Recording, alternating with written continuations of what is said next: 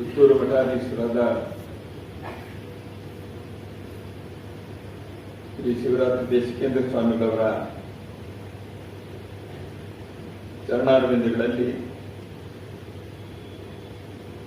ನಮಸ್ಕಾರ ಮಾಡಿ ಕೆಲವು ಮಾತುಗಳನ್ನು ತಮ್ಮ ಮುಂದೆ ಇಡೋದಕ್ಕೆ ಬಯಸ್ತೇನೆ. ವೇದಿಕೆ ಮೇಲೆ ಉಪಸ್ಥಿತರಿರುವ ರಾಷ್ಟ್ರೋತ್ಥಾನ ಪರಿಷತ್ತಿನ ಅಧ್ಯಕ್ಷರು, ನನ್ನ ಮಿತ್ರರು ಆಗಿರುವ ಶ್ರೀಯುತ MP ಕುಮಾರ್ ಅವರೇ, ಇವತ್ತು ಲೋಕಾರ್ಪಣೆಗೊಂಡ ಪುಸ್ತಕದ ಕರ್ತೃಗಳಾದ ಬಾಬು ಕೃಷ್ಣಮೂರ್ತಿ ಮತ್ತು ವಿರೋಧ ಸುದರ್ಶನ್ ಅವರೇ, ರಾಷ್ಟ್ರೋತ್ಥಾನ ಪರಿಷತ್ತಿನ ಪ್ರಧಾನ ಕಾರ್ಯದರ್ಶಿ ಮತ್ತು ಎಲ್ಲ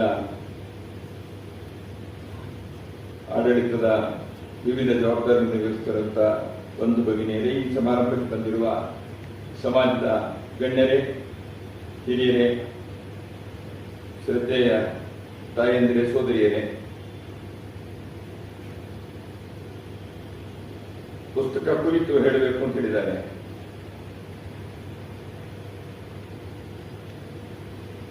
ನನಗೊಂದು ನೆನಪಾಗುತ್ತೆ, ಜಯದೇವರ ಜೀವನತೆ ಪುಸ್ತಕದ ಬಗ್ಗೆ. ಅದನ್ನು ಹೇಳೋದಕ್ಕಿಂತ ಮೊದಲು ಈ ಪುಸ್ತಕವನ್ನ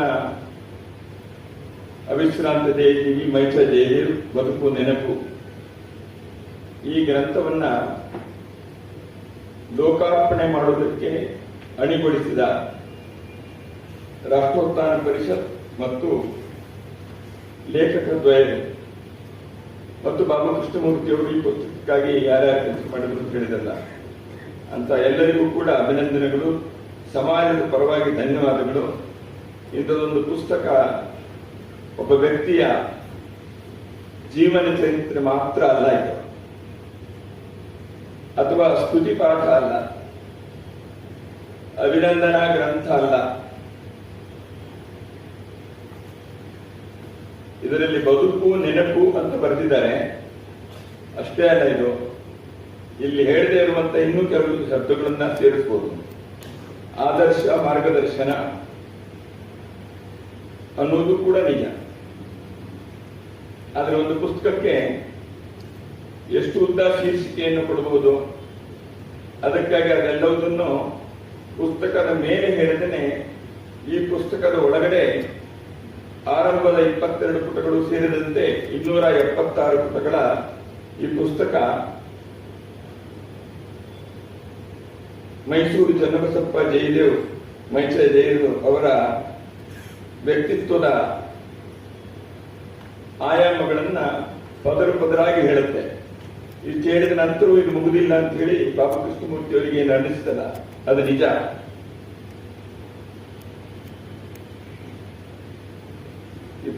ಅಧ್ಯಾಯಗಳಿರುವಂತಹ ಈ ಪುಸ್ತಕದಲ್ಲಿ ಸ್ವಾಮಿಗಳು ಶುಭ ಸಂದೇಶವನ್ನು ಕೊಟ್ಟಿದ್ದಾರೆ.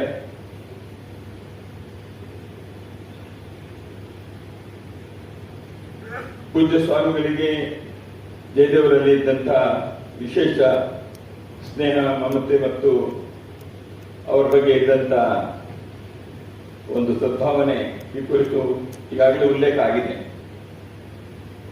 ಮತ್ತು ಶ್ರೀ ಸ್ವಾಮಿಗಳ ಆಶೀರ್ವಚನ ನಂತರ ನಮಗೆ ಸಿಗೋದಿದ್ದೇ ಇದೆ. ಅದರಲ್ಲೂ ಕೂಡ ಕೆಲವು ವಿಷಯಗಳನ್ನು ಹೇಳೋರಿದ್ದಾರೆ.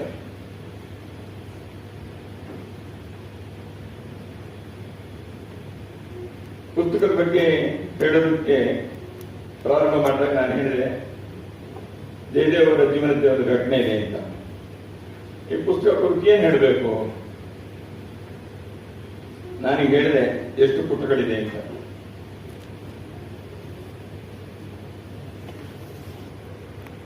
ಮಾಡ್ತಾ ಇದ್ರು 33 ವರ್ಷಗಳ ಕಾಲ. ಅವರು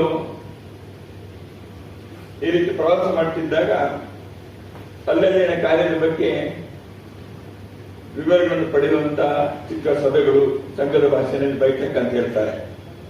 ಈಗ ಸಮಾಜಕ್ಕೂ ಕೂಡ ಗೊತ್ತಾಗ್ಬಿಟ್ಟಿದೆ ಸಂಘದ ಎಲ್ಲ ಶಬ್ದಾವಳಿಗಳು. ಬೈಠಕ್ಕು, ಪ್ರಚಾರಕ್ಕೂ, ಸಾಕೇತ್ ಎಲ್ಲ ಹೇಳ್ತಾರೆ ಅನೇಕರು. ಅದರಿಂದ ಅವರು ಸ್ವಯಂಸೇವಕರಾಗಿದ್ದಾರೆ ಅಂತೇಳಿ ನಾವು ಸಾಮಾನ್ಯವಾಗಿ ನಂಬ್ತೀವಿ. ಈ ಬೈಠಕಗಳಲ್ಲಿ ಗುರೂಜಿಯವರು ಒಂದೊಂದು ಕಾರ್ಯದ ಬಗ್ಗೆ ವಿವರಣೆ ತೆಗೆದುಕೊಳ್ತಾ ಇದ್ರು. ಅವರೆದುರಿಗೆ ಅದನ್ನ ಹೇಳುವಂತ ಅಭ್ಯಾಸ ಇತ್ತು. ರಾಷ್ಟ್ರೋತ್ಥಾನ ಪರಿಷತ್ತಿನ ಕುರಿತು ಅವರೆದುರಿಗೆ ಜಯದೇವರು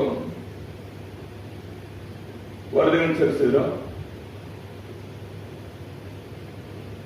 ಸಾಮಾನ್ಯವಾಗಿ ದಕ್ಷಿಣ ಭಾರತ ಬೈಠಕ್ನಲ್ಲಿ ಗುರೂಜಿಯವರು ಸ್ವಲ್ಪ ಇಂಗ್ಲಿಷ್ನಲ್ಲಿ ಹೇಳೋದ್ರಿಂದ ಆಗ್ತಾ ಇತ್ತು. ಜಯದೇವರವರು ಪಬ್ಲಿಷ್ಡ್ ಅಕಾಹುತಿ ಅಂತ ಹೇಳಿದ್ರು. ವಾಟ್ ಅಕಾಹುತಿ? ಅಕಾಹುತಿ is not to be published, it is to be done. ಗುರೂಜಿಯವರ ಬೈಠಕ್ ಹೀಗೆ ಆಗ್ತಾ ಇತ್ತು. ನಮ್ಮ ಭೀಮರಾವ್ ಇರ್ತಿದ್ರು, ಅವರು ಇನಿಷಿಯಲ್ ಯು ಆರ್ ಭೀಮರಾವ್ ಅಂತ. ಸೊ ಎದ್ದುಕೊಂಡು ಪರಿಚಯದ ಯು ಆರ್ ಭೀಮರಾವ್ ಅಂದ್ರು. ಗುರೂಜಿಯವರು I am not Bhimrao. No no, my name is you are Bhimrao ಅಂದ್ರು. Okay okay. ಹೀಗೆ ಒಂದು ವಿನೋದದ ವಾತಾವರಣದಲ್ಲಿ ಗುರೂಜಿಯವರ ಬೈಠಕ್ನಲ್ಲಿ ಆಳವಾದ ವಿಚಾರಗಳು ಬರ್ತಾ ಇತ್ತು. ಸೊ ಇವರು ಜಯದೇವರು ಇವಾಗ ಪಬ್ಲಿಷ್ ಅಪ್ಪಾವತಿ ಮೇಲೆ ಕೇಳಿದ್ರೆ ಏನಿಲ್ಲ. ಅಪ್ಪಾವತಿ ಪುಸ್ತಕ ಶಿವರಾಮ್ ಅವರು ಬರೆದ ವೀರ ಸಾವರ್ಕರ್ ಅವರ ಬಗೆಗಿನ ಜೀವನದ ಕಥೆ. ನಮ್ಮಲ್ಲಿ ಅನೇಕರು ಆ ಪುಸ್ತಕವನ್ನು ಓದಿರ್ಬೋದು, ಓದಿಲ್ಲದಿದ್ರು ಓದಬೇಕು. ಅಪ್ಪಾವತಿ ಪಬ್ಲಿಷ್ ಮಾಡಿದ್ವಿ. ಹೇಳ್ತಕ್ಕ ಗುರೂಜಿಯವರು ಕೇಳಿದ್ರು, ವಾಟ್ ಇಟ್ ಕಂಟೈನ್ಸ್ ಅಂತ ಕೇಳಿದ್ರು. ಜಯದೇವರು 403 pages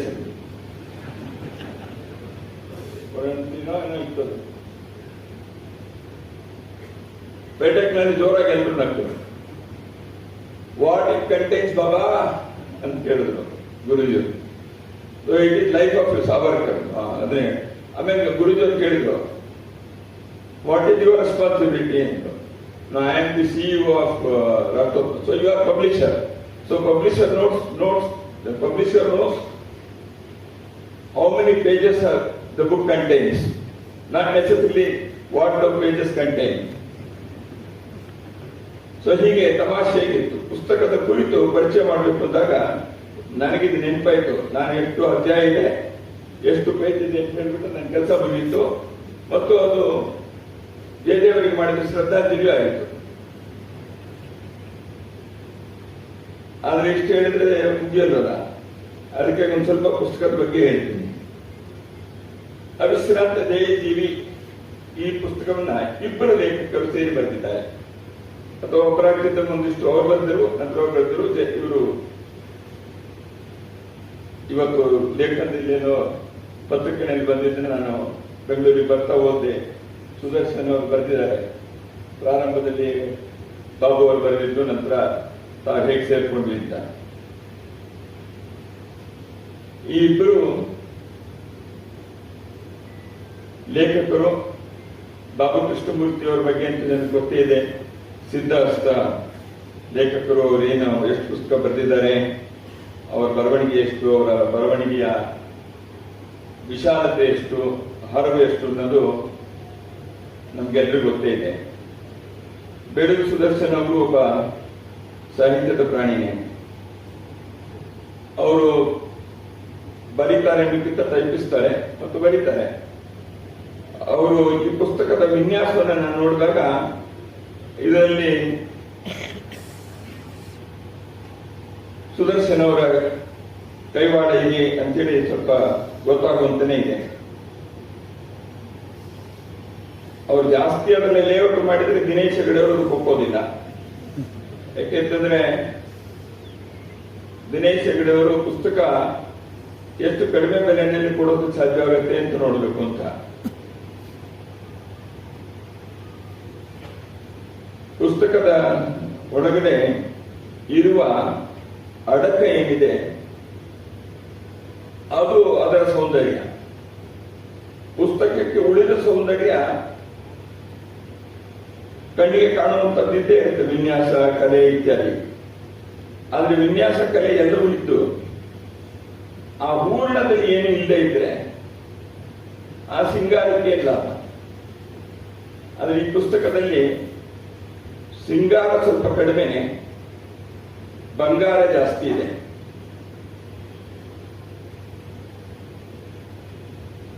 ಪುಸ್ತಕದ ಮುಖ್ಯ ನಾಯಕ ಯಾರು ಅಂತ ಗೊತ್ತೇ ಇದೆ, ಜಯದೇವರು. ಜಯದೇವರು ಸಂಘದ ಸ್ವಯಂ ಸೇವಕರಾಗಿ ಸಾರ್ವಜನಿಕ ಜೀವನದಲ್ಲಿ ಪ್ರವೇಶ ಮಾಡಿದರು. ಮೈಸೂರಿನಲ್ಲಿ ವಿದ್ಯಾರ್ಥಿಯಾಗಿದ್ದಾಗ ಅವರ ಜೊತೆಗಿನ ಆಗ ಮೈಸೂರಿನಲ್ಲಿ ಕೆಲಸ ಮಾಡಿದಂಥವರು ಮೈಸೂರಿನ ಕೃಷ್ಣಪ್ಪನವರು, ಮಧುರಾಯರು, ಎಸ್ ಮಲ್ಲಿಕಾರ್ಜುನಯ್ಯನವರು, ವೈ ಕೆ ರಾಘವೇಂದ್ರ ರಾಯರು, ಈ ರೀತಿ ಅನೇಕರು ಯಾರನ್ನ ಕರ್ನಾಟಕದಲ್ಲಿ ಸಂಘ ಮತ್ತು ಸಂಘ ಪ್ರೇರಿತ ಸಂಘಟನೆಗಳಲ್ಲಿ ಕೆಲಸ ಮಾಡ್ತಿರುವಂತಾಗಿ ಪರಿಚಿತರಿದ್ದಾರೆ. ಅಂಥವರು ಜಯದೇವರ ಮೈಸೂರಿನ ಗೆಳೆಯರು. ಜಯದೇವರು ಬೆಂಗಳೂರಿಗೆ ಬಂದ ನಂತರ ನಾರಾಯಣರು ಮತ್ತು ಅಜಿತ್ ಕುಮಾರ್, ಅರಕಲಿ ನಾರಾಯಣರು ಇವರು ಎಲ್ಲ ಸೇರಿ ಆ ಬಳಗ ಇನ್ನಷ್ಟು ದೊಡ್ಡದಾಯಿತು. ಈ ಎಲ್ಲರೂ ವಿಶೇಷವಾಗಿ ಅರಕಲಿಯವರು, ನಾರಾಯಣರು, ಅರಕಲಿ ನಾರಾಯಣರು, ಜಯದೇವರು, ನಾರಾಯಣಿಯವರು, ಅಜಿತ್ ಕುಮಾರ್ ಇವರೆಲ್ಲರೂ ಒಂದೇ ವಿಷಯಕ್ಕೆ ಹೇಗೆ ಜಯದೇವರು ಅವರ ಹೆಸರಿನಲ್ಲಿ ಈಗಾಗಲೇ ರಾಷ್ಟ್ರೋತ್ಥಾನ ಪರಿಷತ್ನವರು ಒಂದು ಆಸ್ಪತ್ರೆಯನ್ನ ಬೆಂಗಳೂರಿನಲ್ಲಿ ಸ್ಥಾಪಿಸಿ ಅವರು ಯಶಸ್ವಿಯಾಗಿ ನಡೆಯುವಂತೆ ಮಾಡ್ತಾ ಇದ್ದಾರೆ. ಜಯದೇವರ ಮನಸ್ಸಿನಲ್ಲಿ ಆಧುನಿಕ ಚಿಕಿತ್ಸಾ ಪದ್ಧತಿ ಮಾತ್ರ ಅಲ್ಲ, ಭಾರತೀಯ ಚಿಕಿತ್ಸಾ ಪದ್ಧತಿಯೂ ಕೂಡ ಅಷ್ಟೇ ಮಹತ್ವದ್ದು. ಅದಕ್ಕೂ ಕೂಡ ನಮ್ಮ ಚಿಕಿತ್ಸಾ ಕ್ಷೇತ್ರದಲ್ಲಿ ಸ್ಥಾನ ಇರಬೇಕು ಅನ್ನುವಂತ ಅವರ ಮನಸ್ಸಿನ ಆಗ್ರಹಕ್ಕೆ ಅನುಗುಣವಾಗಿ ಜಯದೇವ ಸ್ಮಾರಕ ರಾಷ್ಟ್ರೋತ್ಥಾನ ಆಸ್ಪತ್ರೆ ಆ ರೀತಿ ನಡ್ಕೊಂಡು ಬಂದಿದೆ. ನನಗೆ ಕೆಲವು ಸರಿ ಅನಿಸುತ್ತೆ, ಜಯದೇವರಂತವರ ನೆನಪಿಗೆ ಪುಸ್ತಕವನ್ನು ಬರೆಯೋದು ಬಹಳ ಅವಶ್ಯಕ. ಯಾಕೆಂದ್ರೆ ಅನೇಕರಿಗೆ ಜಯದೇವರ ಜೀವನದ ಈ ಎಲ್ಲ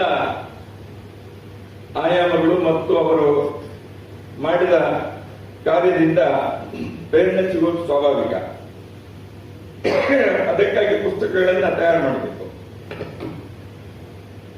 ನಾನು ಸ್ವಲ್ಪ ಹೀಗೆ ನಿಂತ್ಕೊಂಡು ನಂಗೆ ಯಾರು ಕಾಣೋದೇ ಇಲ್ಲ, ಕೇಳಿಸ್ಕೊತಿದ್ದಾರೋ ಇಲ್ವೋ ಅಂತ ನನಗೆ ಅನುಮಾನ ಉಂಟು.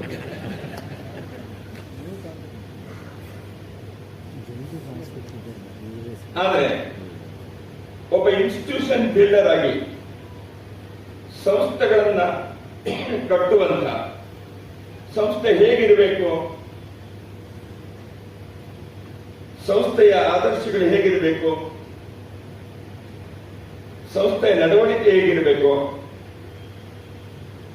ಒಂದು ಸಂಸ್ಥೆ ತನ್ನ ಉದ್ದೇಶಕ್ಕೆ ಅನುಗುಣವಾಗಿ ತನ್ನನ್ನು ತಾನು ಬೆಳೆಸ್ಕೊಳ್ತಾ ಸಮಾಜಕ್ಕೆ ಹೇಗೆ ಸೇವೆಯನ್ನು ಕೊಡಬೇಕು,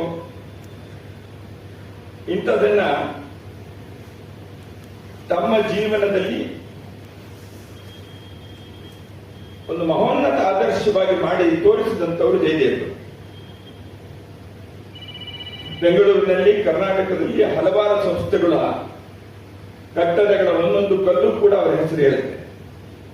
ಅವರು ಸಂಸ್ಥೆಯನ್ನು ಸ್ಥಾಪಿಸಿದವರೇನಲ್ಲ, ಎಲ್ಲಾ ಸಂಸ್ಥೆಗಳನ್ನು ರಾಷ್ಟ್ರೋತ್ಥಾನದಿಂದ ಅನೇಕ ಉಪಸಂಸ್ಥೆಗಳು ಪ್ರಾರಂಭ ಆಗಿದೆ, ಉಪಕ್ರಮಗಳು ಪ್ರಾರಂಭ ಆಗಿವೆ.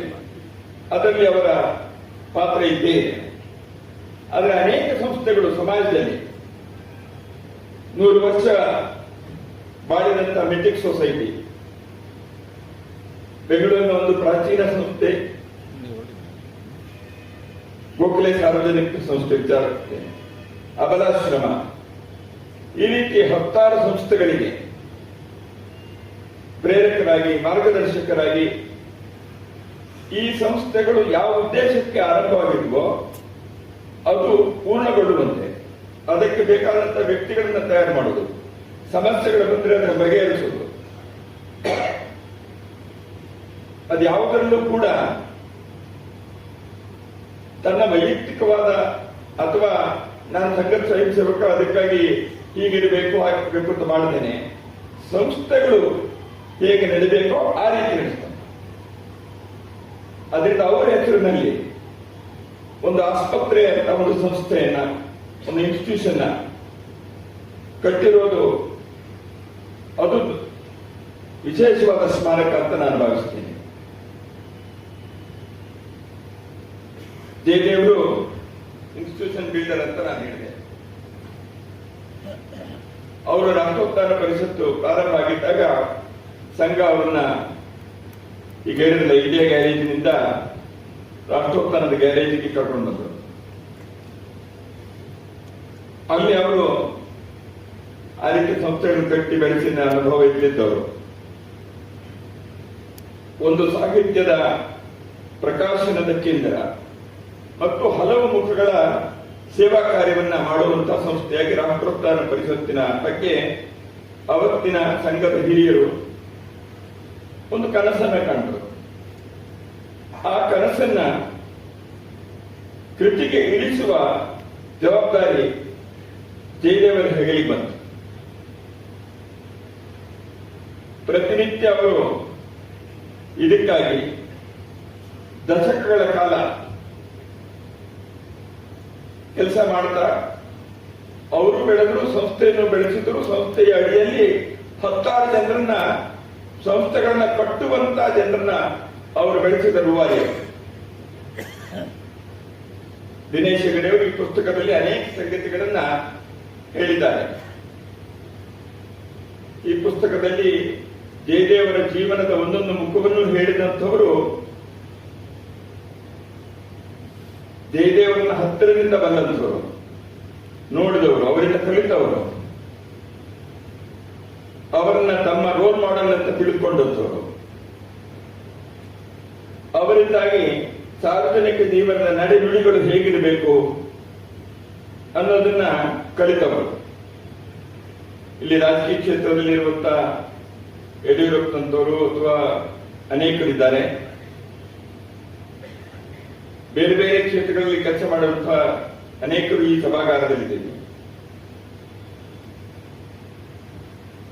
ಎಂ ಪಿ ಕುಮಾರ್ ಅವರು ಇವತ್ತು ರಾಷ್ಟ್ರೋತ್ಥಾನ ಪರಿಷತ್ತಿನ ಅಧ್ಯಕ್ಷರಾಗಿದ್ದಾರೆ. ಈಗ ಅವರ ಪರಿಚಯದಲ್ಲಿ ಚಾಣಕ್ಯ ವಿಶ್ವವಿದ್ಯಾಲಯದ ಹೆಸರು ಬಂತು. ನನಗನ್ಸುತ್ತೆ ಎಂ ಪಿ ಕುಮಾರ್ ಅವರು ತಾವು ಸ್ವತಃ ಒಂದು ಉದ್ಯೋಗದ ಸಂಸ್ಥೆಯನ್ನು ನಡೆಸಿ ಅನುಭವಿಸಿದ್ರು ಕೂಡ ಚಾಣಕ್ಯ ವಿಶ್ವವಿದ್ಯಾಲಯದಂತ ಒಂದು ವಿಶ್ವವಿದ್ಯಾಲಯವನ್ನ ನಡೆಸಬೇಕಾದ್ರೆ ಜಯದೇವರು ಹೇಗೆ ಸಂಸ್ಥೆಗಳನ್ನ ಕಟ್ಟಿ ಬೆಳೆಸಿದ್ರು ಅನ್ನೋ 10 ಅನುಭವಗಳು ಅವರಿಗೆ ದಾರಿದೀಪ ಆಗಿರಲೇಬೇಕು. ಹೀಗೆ ಒಬ್ಬ ಸಂಘದ ಸ್ವಯಂ ಸೇವಕ ಶಾಖೆಯನ್ನು ನಡೆಸುವಂಥವನು, ಜನರನ್ನ ಸೇರಿಸಿ ಸಂಘಟನೆಯನ್ನು ಕಟ್ಟುವಂಥವರು, ಅವರಿಗೆ ಹೊರಭವ್ಯ ಭಾರತದ ಏನು ಹಾಡನ್ನು ಹೇಳಿದ್ರೆ ಎಂತೆಂತ ಆಸೆಗಳಿದೆ ಅಂತ, ಆ ಎಲ್ಲ ಆಸೆಗಳನ್ನು ಕೂಡ ಜೀವನದ ವಿವಿಧ ಮುಖಗಳಲ್ಲಿ ಕೈಗೂಡುವಂತೆ ಮಾಡುವಂತ ಪ್ರಯತ್ನವನ್ನ ಜೀವನದುದ್ದಕ್ಕೂ ಜಯದೇವರು ಮಾಡಿದರು. ಹಾಗೆ ಒಬ್ಬ ಸಂಘದ ಸ್ವಯಂ ಸೇವಕ ಆತನ ಕಣ್ಣೆದುರಿಗೆ ಸಮಾಜ ಜೀವನ ಹೇಗಿರಬೇಕು ಅನ್ನೋದಕ್ಕೆ ಅವರೊಂದು ಮಾದರಿ, ಅವರೊಂದು ಆದರ್ಶ. ಹೀಗೆ ಜಯದೇವರು ಹಲವು ಮುಖಗಳಲ್ಲಿ ತನ್ನ ಜೀವನವನ್ನು ಏನು ಪ್ರಕಟಪಡಿಸಿದ್ದಾರೆ ಅದನ್ನ ಈ ಪುಸ್ತಕದ ಒಂದೊಂದು ಅಧ್ಯಾಯವೂ ಹೇಳುತ್ತೆ. ಈ ಪುಸ್ತಕದ 28 ಅಧ್ಯಾಯಗಳಲ್ಲಿ ಇರುವಂತ ಕತೆ ಜಯದೇವರ ಜೀವನದ ಬಗ್ಗೆ ಇದೆ ನಿಜ, ಆದ್ರೆ ಆ ಸಂಸ್ಥೆಗಳು ಬೆಳೆದ ಕಥೆಯೇ ಅದು. ರಾಷ್ಟ್ರೋತ್ಥಾನ ಹೇಗಾಯಿತು, ಭಾರತ ಭಾರತಿ ಪುಸ್ತಕ ಪ್ರಕಟಣೆ ಹೇಗಾಯಿತು, ಮಕ್ಕಳ ಬಗ್ಗೆ ಸಂಸ್ಕೃತಿಗೆ ಬಂತು, ಸಾಮಾಜಿಕ ಸಾಮರಸ್ಯದ ಬಗ್ಗೆ ಜಯದೇವರ ಕಳಕಳಿ ಏನು, ಮತ್ತು ಕೇವಲ ಕಳಕಳಿ ಅಷ್ಟೇ ಅಲ್ಲ, ಅದನ್ನು ಕೃತಿಗೊಳಿಸೋದಕ್ಕೆ ಅವರು ಮಾಡುತ್ತಿದ್ದಂತ ಯೋಜನೆಗಳು, ಅವರು ಮಾಡಿದ ಸಮಾಲೋಚನೆಗಳು, ಶಿಕ್ಷಣದ ಬಗ್ಗೆ, ರಚನಾತ್ಮಕ ಕಾರ್ಯದ ಬಗ್ಗೆ, ಇವತ್ತು ಯೋಗ ಇಷ್ಟೊಂದು ಜಗತ್ತಿನಾದ್ಯಂತ ಪ್ರಸಿದ್ಧವಾದಂಥದ್ದು. ಆದರೆ ಯೋಗ ಕೇಂದ್ರಗಳನ್ನ ಬೆಂಗಳೂರಿನಲ್ಲಿ ಮತ್ತು ಇತರ ಕಡೆಗಳಲ್ಲಿ ರಾಷ್ಟ್ರೋತ್ಥಾನ ಪರಿಷತ್ತಿನ ಮೂಲಕ ಪ್ರಾರಂಭ ಮಾಡಿಸಿದ್ದಷ್ಟೇ ಅಲ್ಲ, ರಾಷ್ಟ್ರೋತ್ಥಾನದ ಒಂದು ಅಂಗವಾಗಿ ಜಯನಗರದಲ್ಲಿ ಶಾರೀರಿಕ ಕೇಂದ್ರವನ್ನು ಪ್ರಾರಂಭ ಮಾಡಲಾಯಿತು.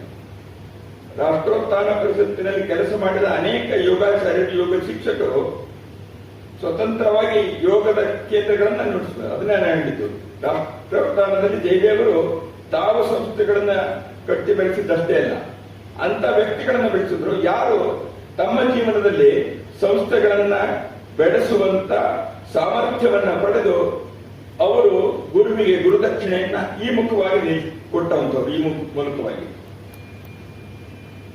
ಹೀಗೆ ಈ ಪುಸ್ತಕ ಹೇಳುವ ಕಥೆ ಕರ್ನಾಟಕದಲ್ಲಿ ಅನೇಕ ಈ ರೀತಿಯ ಆಯಾಮಗಳು, ಸಂಘದ ಪ್ರೇರಣೆಯಿಂದ ನಡೆದಿರುವಂತಹ ಆಯಾಮಗಳ ಹಿಂದೆ ಹೇಗೆ ಜಯದೇವರು ಒಂದು ವಿಶಿಷ್ಟವಾದಂತ ಪಾತ್ರವನ್ನು ನಿರ್ವಹಿಸಿದರು ಅನ್ನುವ ಕಥೆಯನ್ನು ಹೇಳ್ತಾ ಹೇಳ್ತಾ ಸಂಸ್ಥೆಗಳ ಕಥೆಗಳನ್ನೇ ಹೇಳುತ್ತೆ. ರಾಷ್ಟ್ರೋತ್ಥಾನದ ಉಪನ್ಯಾಸ ಮಾಲೆ, ರಾಷ್ಟ್ರೋತ್ಥಾನ ಉಪನ್ಯಾಸ ಮಾಲೆ ಬೆಂಗಳೂರಿಗೆ ಎಂತೆಂಥವರನ್ನ ಪರಿಚಯ ಮಾಡಿಸ್ಕೊಡ್ತು. ಹೇಗೆ ವಿಚಾರದ ಒಂದು ಹೊಸ ಆಯಾಮವನ್ನ, ಕ್ಷೇತ್ರವನ್ನ ವೈಚಾರಿಕ ಕ್ಷೇತ್ರಕ್ಕೆ ಕೊಡುವಲ್ಲಿ ರಾಷ್ಟ್ರೋತ್ಥಾನ ಉಪನ್ಯಾಸ ಮಾಲಿಕೆ ಹೇಗೆ ಒಂದು ಕೊಡುಗೆಯನ್ನು ನೀಡಿತು.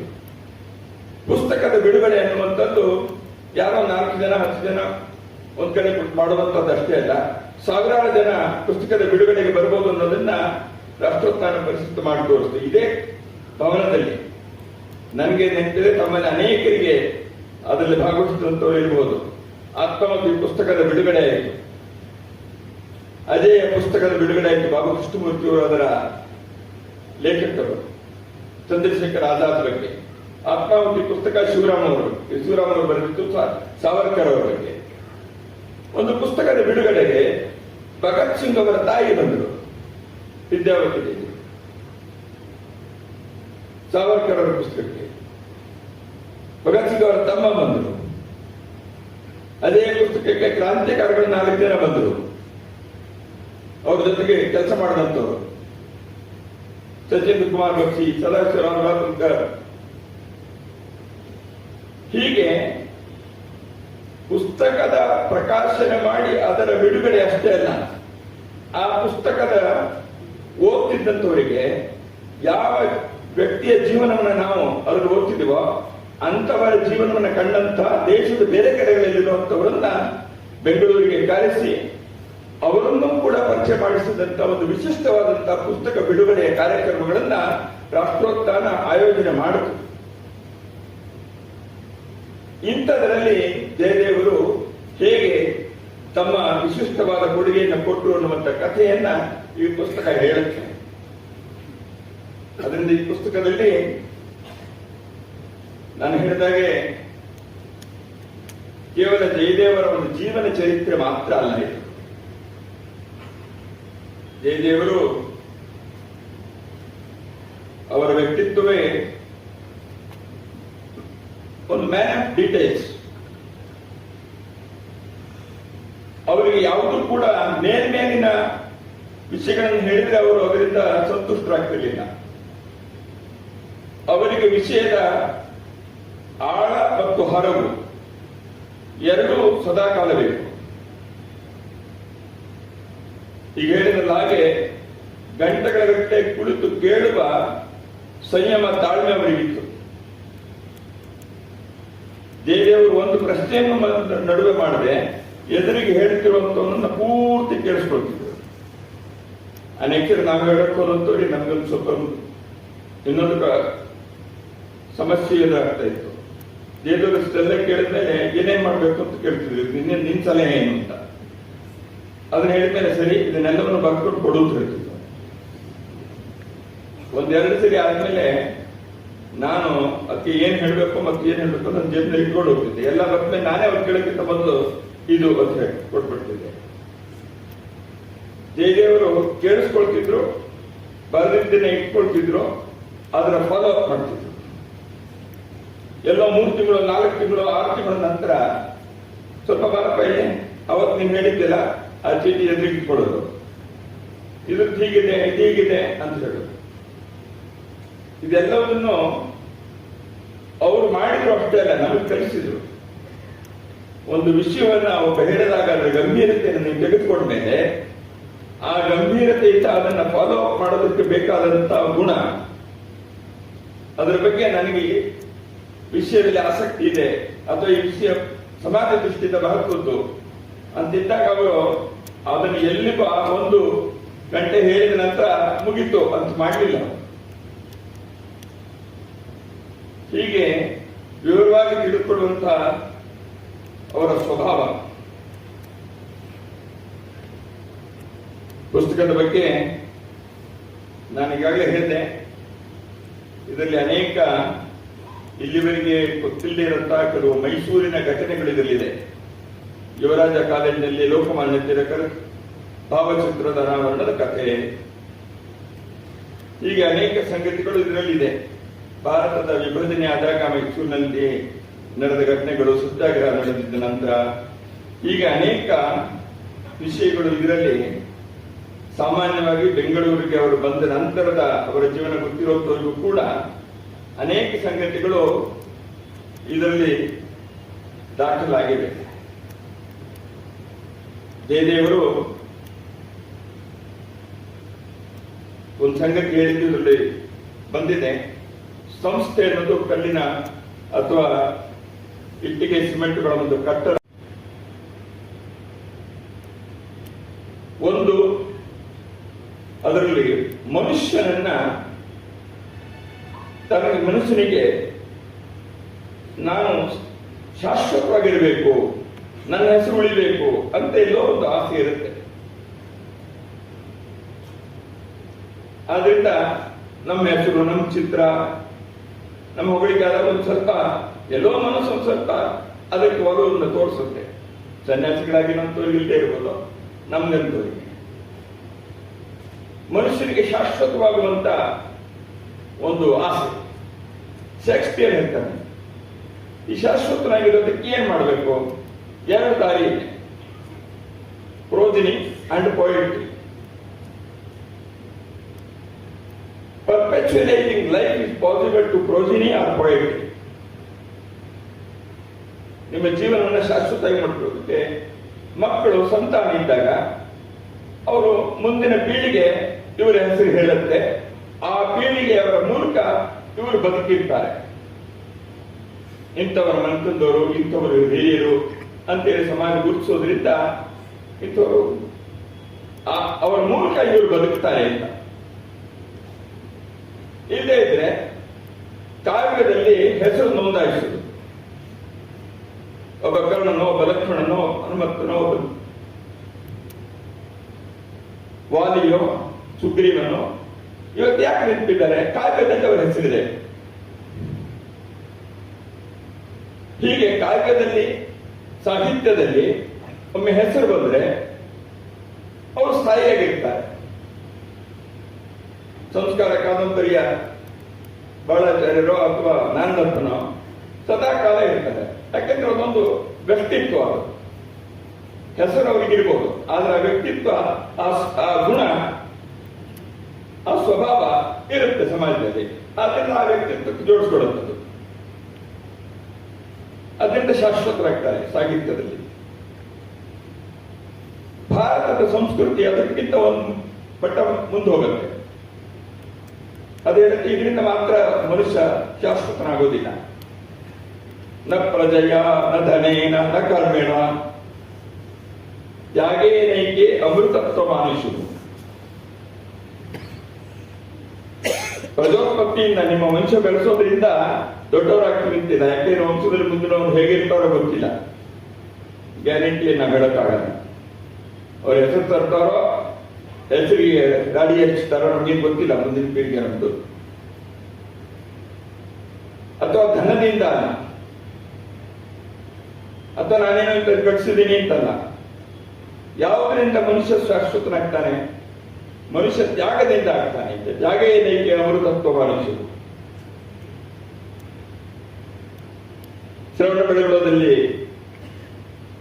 ನಿಂತಿರುವ ಗೊಮ್ಮಟೇಶ್ವರನ ಮೂರ್ತಿ ತ್ಯಾಗದ ಸಾಕಾರ ಮೂರ್ತಿ.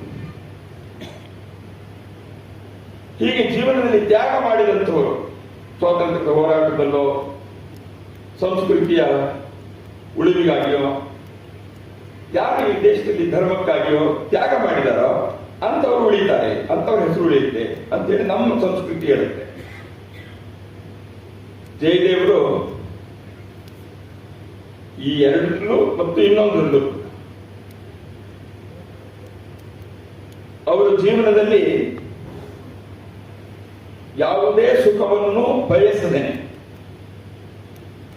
ಹತ್ತಾರು ರೀತಿಯ ಜನರಿಗೆ ಅವರು ಮಾರ್ಗದರ್ಶನ ಮಾಡಿದರು. ಆದ ಸಂಸ್ಥೆಯಲ್ಲಿ ನಾನು ಪ್ರಮುಖನಾಗಿರಬೇಕು ಅಂತ ಅವರು ಭಾವಿಸಲಿಲ್ಲ. ನೂರಾರು ಜನರಿಗೆ ರಾಜಕೀಯದಂತ ಕ್ಷೇತ್ರದಲ್ಲಿ ಮಾರ್ಗದರ್ಶನ ಮಾಡಿದರು. ತಾನೇನೋ ಆಗಬೇಕು ಅಂತ ಎಂದೂ ಅನಿಸಲಿಲ್ಲ ಅವರಿಗೆ. ಅವರ ಜೀವನದಲ್ಲಿ ಯಾವುದೇ ರೀತಿಯ ಸುಖ, ಸಮ್ಮಾನ, ಪ್ರತಿಷ್ಠೆ ಇದಕ್ಕೆ ಅವರು ಎಳಸಲಿಲ್ಲ. 81 ವರ್ಷ ಆಗಿದ್ದಾಗ ಅವರಿಗೆ ಮೈಸೂರಿನಲ್ಲಿ ಅನೇಕರು ಆ ವಯಸ್ಸಿನ ಸ್ವಯಂ ಸೇವಕರು, ಪ್ರಚಾರಕರಿಗೆ ಒಂದು ಅಭಿವಾದನ ಕಾರ್ಯಕ್ರಮವನ್ನು ಮಾಡುವುದಕ್ಕಾಗಿ ಕಾರ್ಯಕರ್ತರೆಲ್ಲ ಸೇರಿ ಪ್ರಯತ್ನ ಮಾಡಿದ್ರು. ಇವ್ರಿಗೂ ಹೇಳಿದ್ರು. ಆದರೆ ಅವತ್ತು ಅಲ್ಲಿ ಬರಲೇ ಇಲ್ಲ. ಏನೋ ನೆವ ಹಿಡಿಸ್ಕೊಂಡು ತಪ್ಪಿಸ್ಕೊಂಡ್ಬಿಟ್ರು. ತನ್ನ ಜೀವನಕ್ಕೆ ತನಗಾಗಿ ಏನನ್ನೂ ಅವರು ಬಯಸಲಿಲ್ಲ. ತ್ಯಾಗದ ಪರಮ ಮೂರ್ತಿ. ಅವರ ಹೆಸರು ಪುಸ್ತಕದಲ್ಲಿ, ಸಾಹಿತ್ಯದಲ್ಲಿ ದರ್ಜಾಗಿದೆ. ಅವರು ಬೆಳೆಸಿದ ಸಂಸ್ಥೆಗಳು, ಆ ಕಟ್ಟಡಗಳು, ಆ ಸಂಸ್ಥೆಗಳು ಅವರ ಹೆಸರು ನೀಡುತ್ತೆ. ಇದನ್ನ ಶೇಕ್ಸ್ಪಿಯರ್ ಹೇಳಿರಲಿಲ್ಲ, ನಮ್ಮ ಸಂಸ್ಕೃತಿನಲ್ಲೂ ಹೇಳಿ. ಈ ರೀತಿ ಜಯದೇವರು ಇವತ್ತು ಸಶರೀರವಾಗಿ ಇಲ್ಲದೆ ಇರಬಹುದು. ಆದರೆ ಅವರು ತೋರಿಸಿದ ದಾರಿ, ಅವರು ಮಾಡಿದ ಕಾರ್ಯ, ಅವರ ಜೀವನದ ಭಾವನೆಗಳು, ಅವರು ಕಂಡ ಕನಸುಗಳು ಹೇಗೆ ನನಸಾಗ್ತಿದ್ವಿ ಅನ್ನುವಂಥದ್ದನ್ನ ಈ ಎಲ್ಲ ಸಂಸ್ಥೆಗಳು ಸಾರಿ ಸಾರಿ ಹೇಳ್ತಾ ಇದ್ದಾವೆ. ಹೀಗೆ ಅನೇಕ ಸಂಗತಿಗಳನ್ನ ಈ ಪುಸ್ತಕ, ನಾನು ಹೇಳಿದೆ, ಬೇರೆ ಬೇರೆ ಅಧ್ಯಾಯಗಳಲ್ಲಿ ಅಂತ ಕಾರ್ಯಗಳನ್ನ, ಯಾವ ಕಾರ್ಯದಲ್ಲಿ ಜಯದೇವರು ತಮ್ಮ ಮೌನವಾದಂಥ ತೆರೆಯ ಮರೆಯಿನ ಒಂದು ಪಾತ್ರವನ್ನು ನಿರ್ವಹಿಸಿದ್ರು ಅದನ್ನು ಹೇಳ್ತಾ ಒಂದು ದೃಷ್ಟಿಯಲ್ಲಿ ನಮ್ಮ ಸಾಮಾಜಿಕ ಜೀವನದ ಅನೇಕ ಸಂಗತಿಗಳನ್ನ ಇದು ದಾಖಲು ಮಾಡುತ್ತೆ ಈ ಪುಸ್ತಕ. ಆದ್ದರಿಂದ ಇದನ್ನು ಓದುವುದು ಅಂದ್ರೆ ಜಯದೇವರ ಸ್ತುತಿ ಮಾತ್ರ ಅಲ್ಲ, ಜಯದೇವರ ನೆನಪು ಮಾತ್ರ ಅಲ್ಲ, ಅದಂತೂ ಆಗಲೇಬೇಕಾದ್ದು. ಅದರ ಜೊತೆಗೆ ನಮ್ಮ ಸಾಮಾಜಿಕ ಜೀವನದ, ನಮ್ಮ ಸಾಮಾಜಿಕ ಪರಿವೇಶದ ಸಂಗತಿಗಳು ಹೇಗೆ ತೆರೆದುಕೊಳ್ಳುವು ಅನ್ನುವಂಥದ್ದನ್ನ ಹೇಳುವಂತ ಒಂದು ಗ್ರಂಥ ಇದು. ಜಯದೇವರ ವ್ಯಕ್ತಿತ್ವ ದೊಡ್ಡದಾಗಿತ್ತು. ಅದಕ್ಕಾಗಿ ಒಬ್ಬ ಲೇಖಕರು ಅವರನ್ನು ಹಿಡಿಯೋಕೆ ಸಾಧ್ಯವಾಗ್ತಿರ್ಲಿಲ್ಲ. ಇಬ್ಬರು ಸೇರಿ ಹಿಡಿದಿದ್ದಾರೆ, ಪ್ರಯತ್ನ ಮಾಡಿದ್ದಾರೆ. ಹೀಗೆ ಜಯದೇವರಂಥವರು ಬಗ್ಗೆ ಪುಸ್ತಕ ನೋಡಿದಾಗ ನನಗೊಂದು ಸಂಗತಿ ಅನಿಸುತ್ತೆ. ಅದನ್ನು ತಮ್ಮೆದುರಿಗೆ ಹೇಳ್ಕೊಡ್ತೀನಿ. ಹೇಳೋದಕ್ಕೆ ಬೇಕಾದಷ್ಟಿದೆ, ಪುಸ್ತಕನ ನೀವು ಓದಿ. ಆದರೆ ಸಾಮಾನ್ಯವಾಗಿ ವ್ಯಕ್ತಿಗಳ ಜೀವನ ಚರಿತ್ರೆಯನ್ನು ಬರೆಯುವಂಥದ್ದು ಅಥವಾ ಅವರಿದ್ದಾಗ ಅವರಿಗೆ ಅಭಿನಂದನಾ ಗ್ರಂಥವನ್ನು ಸಲ್ಲಿಸುವಂಥದ್ದು ನಮ್ಮ ಒಂದು ಪದ್ಧತಿ, ಪರಂಪರೆ ನಮ್ಮ ಸಮಾಜದಲ್ಲಿ ಇದೆ. ಒಳ್ಳೆಯದೇನೆ. ಅವರ ಜೀವನ ಚರಿತ್ರೆ ಅಥವಾ ಅವರ ಕೊಡುಗೆ ಇತ್ಯಾದಿಗಳನ್ನು ನಾವು ಹೇಳ್ತೀವಿ. ಅವರು ಒಂದೊಂದು ವಿಷಯಕ್ಕೆ ಅವರ ಜೀವನವನ್ನ ಹೇಗೆ ಕೇಸ್ ಸ್ಟಡಿಯಾಗಿ ತೆಗೆದುಕೊಳ್ಬಹುದು. ವಿದ್ಯಾರ್ಥಿ ಪರಿಷತ್ತಿನ ಶಿಲ್ಪಕಾರರಾದಂಥ ಯಶವಂತರಾವ್ ಕೇಳ್ಕರ್ ಅವರ ಬಗ್ಗೆ ಅವರ ಜನ್ಮಶತಾಬ್ದಿ ವರ್ಷದಿಂದ ಮೊನ್ನೆ ದೆಹಲಿಯಲ್ಲಿ ಒಂದು ಕಾರ್ಯಕ್ರಮ ಆಯಿತು. ಹಾಗೊಂದು ಮಾತನ್ನು ನಾನು ನೆನಪಿಸ್ಕೊಂಡೆ. ಏನಂತಂದ್ರೆ, ಪಶ್ಚಿಮದ ಸಮಾಜಗಳಲ್ಲಿ, ವಿಶೇಷವಾಗಿ ಇಂಗ್ಲೆಂಡ್ ಅಮೆರಿಕಗಳಲ್ಲಿ ವ್ಯಕ್ತಿಯ ಜೀವನದಿಂದ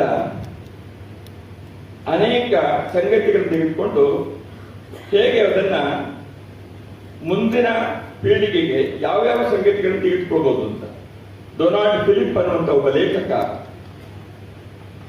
ಲಿಂಕನ್ ಆನ್ ಲೀಡರ್ಶಿಪ್ ಅನ್ನುವಂಥ ಒಂದು ಪುಸ್ತಕವನ್ನು ಬರೆದಿದ್ದಾರೆ. ಅಬ್ರಹಾಂ ಲಿಂಕನ್ ಅಮೆರಿಕದ ಅಧ್ಯಕ್ಷನಾಗಿ ಏನೇನ್ ಮಾಡಿದ್ರು ಅನ್ನುವ ಕಥೆ ಮಾತ್ರ ಅಲ್ಲ ಅದರಲ್ಲಿರೋದು, ಅದೊಂದು ಬಯೋಗ್ರಫಿ ಅಲ್ಲ. ಆದರೆ ಲಿಂಕನ್ ಲೀಡರ್ಶಿಪ್ನ ಅವರ ಕ್ವಾಲಿಟಿ ಏನೇನು, ಹೇಗೆ ಅದು ಅವರ ಸಾರ್ವಜನಿಕ ಜೀವನದಲ್ಲಿ ವಿಶೇಷವಾಗಿ ಅಮೆರಿಕದ ಅಧ್ಯಕ್ಷನಾಗಿ ಅವರು ಹೇಗೆ ನಡೆದುಕೊಂಡ್ರು ಅನ್ನೋದನ್ನ ಒಂದೊಂದು ಅಧ್ಯಾಯದಲ್ಲಿ ಹೇಳ್ತಾ ಹೋಗ್ತಾರೆ. ವಿಷಯ ಅವರ ಲೀಡರ್ಶಿಪ್ನ ಕುರಿತಿದ್ದು. ಅದಕ್ಕೆ ಉದಾಹರಣೆಗಳು, ಕೇಸ್ ಸ್ಟಡಿಗಳು ಲಿಂಕನ್ನ ಜೀವನ. ಹೀಗೆ ಇಂಥ ಅಧ್ಯಯನವನ್ನು ಮಾಡಿದಾಗ ಆ ರೀತಿಯ ಪುಸ್ತಕಗಳು ಬಂದರೆ ನಮ್ಮ ಸಮಾಜದ ಜನಕ್ಕೆ ಒಂದು ಶ್ರದ್ಧೆಯಿಂದ ಒಬ್ಬ ವ್ಯಕ್ತಿಯನ್ನು ಓದುವುದು ಒಂದು, ಅದು ನಮಗೆಲ್ಲರಿಗೂ ಇದೆ. ಆ ಶ್ರದ್ಧೆ ಸ್ವಾಭಾವಿಕ. ಕೇವಲ ನೆನಪಾಗಿ ಉಳಿಯುವಂಥದ್ದು ಅಷ್ಟೇ ಅಲ್ಲ, ಜೀವನಕ್ಕೆ ಅದು ಮಾದರಿಯಾಗಬೇಕು ಅಂದಾಗ ಈ ರೀತಿಯ ಉದಾಹರಣೆಗಳನ್ನ ನಮ್ಮ ಜೀವನಕ್ಕೆ, ಇವತ್ತಿನ ಸಮಾಜಕ್ಕೆ ಅವಶ್ಯಕತೆಯಾದಂತಹ ವಿಷಯಗಳ ಆಧಾರದ ಮೇಲೆ ಅವುಗಳನ್ನು ಉದಾಹರಣೆಯಾಗಿ ತೆಗೆದುಕೊಂಡು ವಿವರಿಸುವಂತಹ ಪುಸ್ತಕಗಳು ಬರಲಿ ಅಂತ ನಾನು ಆಶಿಸ್ತೇನೆ. ಇಬ್ಬರು ಲೇಖಕರಿಗೆ ಈ ಪುಸ್ತಕ ಬರೆಯುವಂಥದ್ದು ಅಷ್ಟು ಆನಂದ ಕೊಡುವಂತ ವಿಷಯವಂತೂ ಹೌದೇನೆ, ಆದರೆ ಒಂದು ಕಷ್ಟವಿತ್ತು. ಯಾಕೆ? ಶ್ರದ್ಧೆ ಅವ್ರ ಬಗ್ಗೆ ಇತ್ತು. ಯಾಕೆಂದ್ರೆ ಅವ್ರ ಜೊತೆ ಕೆಲಸ ಮಾಡಿದ್ದಾರೆ, ಅವ್ರ ಮಾರ್ಗದರ್ಶನ ಕೆಲಸ ಮಾಡಿದ್ದಾರೆ, ಅವ್ರನ್ನ ಹತ್ತಿರದಿಂದ ನೋಡಿದ್ದಾರೆ. ಅದರಿಂದ ಶ್ರದ್ಧೆ ಇದ್ದಾಗ ವಿಷಯವನ್ನ ನಿಖರವಾಗಿ ಬರೆಯುವಾಗ ಭಾವನೆಗಳು ಬಂದು ಶ್ರದ್ಧೆ ಅದರ ಮೇಲೆ ಪ್ರಭಾವ ಬೀರುತ್ತೆ. ಅದರಿಂದ ಸ್ತುತಿ ಆಗುವಂತ, ಪ್ರಶಂಸೆ ಆಗುವಂತ ಒಂದು ಅಪಾಯ ಇದೆ. ಸ್ತುತಿ ಪ್ರಶಂಸೆ ಮಾಡಿದಾಗ ಅದಕ್ಕೆ ಸರಿ ಅವ್ರಿಗನ್ಸಿದೆ ಬರೆದಿದ್ದಾರೆ ಒಂದು ಕಾವ್ಯ ಅಂತ ಅನ್ಕೊಂಡು, ಹಾಗಲ್ಲ. ಇದು ಇನ್ನೊಬ್ಬರಿಗೆ ಮಾದರಿ ಆಗಬೇಕು ಅಂದ್ರೆ ಆ ಶ್ರದ್ಧೆ, ಆ ಒಂದು ಸಮ್ಮಾನ, ಆದರ ಇದೆಲ್ಲವೂ ಇದ್ದು ಕೂಡ ನಿಖರತೆ, ಅದರಿಂದ ಹೊರತರಬೇಕಾದಂತ ವಿಷಯವನ್ನ ಗಮನದಲ್ಲಿ ಇಟ್ಕೊಂಡು ಬರೀಬೇಕಾಗುತ್ತೆ. ಆದ್ರಿಂದ ಇಬ್ಬರು ಬರಹಗಾರರು ಆ ದೃಷ್ಟಿಯಿಂದಲೂ ಈ ಪುಸ್ತಕವನ್ನ ಕೇವಲ ಸ್ತುತಿಮಾಲೆಯಾಗಿ ಮಾಡದೆ ಒಂದು ಮಾದರಿ ವ್ಯಕ್ತಿತ್ವ ಹೇಗಿರಬಹುದು ಅನ್ನೋದನ್ನ ಅವರು ಮಾಡಿದ ಕಾರ್ಯಗಳ ಮೂಲಕ ವಿವರಿಸ್ತಾ ಇಂಥ ಒಂದು ಅವಿಶ್ರಾಂತ ದೇಹಜೀವಿ ಮೈತ್ರಿ ಜಯದೇವ್ ಬದುಕು ನೆನಪು ಇದನ್ನು ನಮಗೆ ಕಟ್ಟಿಕೊಟ್ಟಿದ್ದಾರೆ. ಅವರಿಗೆ ಅಭಿನಂದನೆಗಳು. ಇದನ್ನು ರಾಷ್ಟ್ರೋತ್ಥಾನ ಪರಿಷತ್ತಿಗೆ ನಮ್ಮೆಲ್ಲರ ಧನ್ಯವಾದ ಮತ್ತು ಅಭಿನಂದನೆಗಳು. ಇದೆಲ್ಲವೂ ನಂತರವೂ ಕೂಡ ಜಯದೇವರು ಮನಸ್ಸಿನಲ್ಲಿ ಉಳಿಬೇಕು, ಜೀವನದಲ್ಲಿ ನಮಗೆ ಬೆಳಕನ್ನ ತೋರ್ತಾ ಇರಬೇಕು, ಅಂತ ಜೀವನವನ್ನ ಬದುಕುವ ಸಂಕಲ್ಪ ನಮ್ಮದಾಗಬೇಕು. ಆಗ ಈ ಪುಸ್ತಕಕ್ಕೂ ಈ ಕಾರ್ಯಕ್ರಮಕ್ಕೂ ಸಾರ್ಥಕತೆ ಅಂತ ನಾನು ನಂಬಿದ್ದೇನೆ. ನಮಸ್ಕಾರ.